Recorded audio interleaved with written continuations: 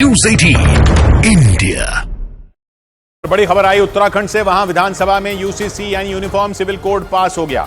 एक रोज पहले ही विधानसभा में बिल को पेश किया गया था और 2 दिन चली चर्चा के बाद उसे पास कर दिया गया। बिल पास होने के बाद अब इसे राज्यपाल के पास भेजा जाएगा। राज्यपाल की मोहर लगते ही यह बिल कानून बन जाएगा। 2022 में सरकार बनने के बाद ही मुख्यमंत्री पुष्कर सिंह धामी ने इसे लेकर कमेटी बना दी थी। इस कमेटी ने 2.5 लाख से ज्यादा सुझावों के बाद यूसीसी का ड्राफ्ट तैयार किया था, जिसे कानून बनाने के लिए राज्य सरकार ने विधानसभा में पेश किया, जो ध्वनि मत से पास हो गया। और ऐसा होते ही वहां जश्न शुरू हो गया। बीजेपी के विधायकों ने जय श्री राम के नारे लगाए। सदन के अंदर ही विधायकों ने मुख्यमंत्री पुष्कर सिंह धामी को फूल देकर और मिठाई खिलाकर बधाई दी। क्योंकि समान नागरिक संहिता बिल यानी यूसीसी पारित करने वाला उत्तराखंड गोवा के बाद देश का पहला राज्य बन गया।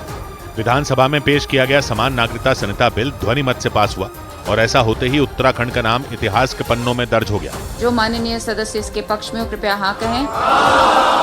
जो माननीय सदस्य इसके विरोध में हो कृपया नहीं कहें। हाँ की संख्या अधिक है, अतः विधेयक पारित हुआ। सदन में बिल पास होते ही बीजेपी विधायकों ने डेस्क थपथपाकर और तालियां बजाकर इसका स्वागत किया।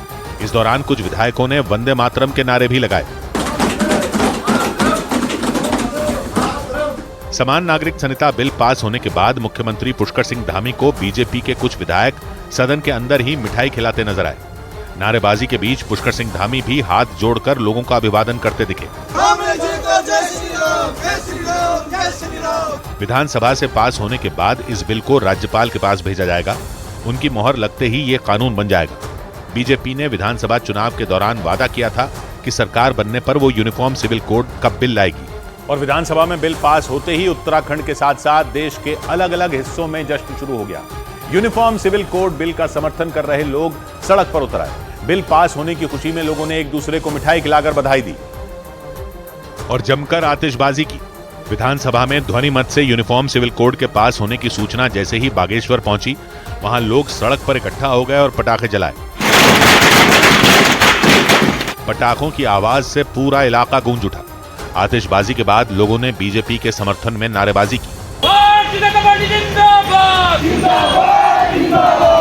देहरादून में भी विधानसभा के गेट के बाहर बड़ी संख्या में महिलाएं इकट्ठा हो गईं। सभी ने यूनिफॉर्म सिविल कोड बिल के लिए मुख्यमंत्री धामी को धन्यवाद दिया। समान नागरिक संहिता बिल पास कराने के बाद मुख्यमंत्री पुष्कर सिंह धामी देहरादून में बीजेपी ऑफिस पहुंचे। वहां भी उनको फूलों का गुलदस्ता देकर उनका स्वागत किया गया। मुख्यमंत्री ने बताया कि संविधान निर्माताओं ने जो सपना देखा था वो अब हकीकत बनने जा रहा है कि ये कानून हम किसी के खिलाफ नहीं लाए हैं, ये कानून किसी के विरुद्ध नहीं है।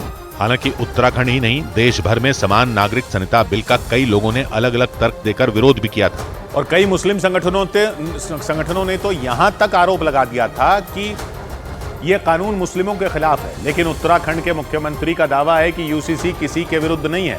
उन्होंने तो यह सुझाव भी दे दिया कि देश के दूसरे राज्यों को भी इस दिशा में कदम आगे बढ़ाने चाहिए।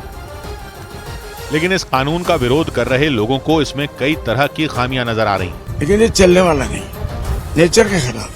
क्या होना चाहिए? नहीं होना चाहिए।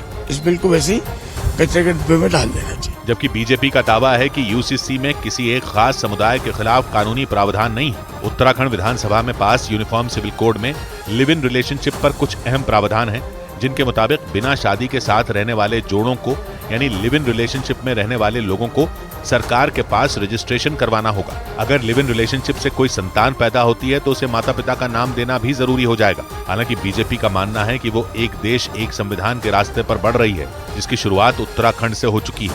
उत्तराखंड के यूसीसी में शादी के 1 साल तक तलाक पर रोक, 1 से ज्यादा शादियों पर रोक और संपत्ति के बंटवारे में बेटों और बेटियों को बराबर हक जैसे कई अहम प्रावधान।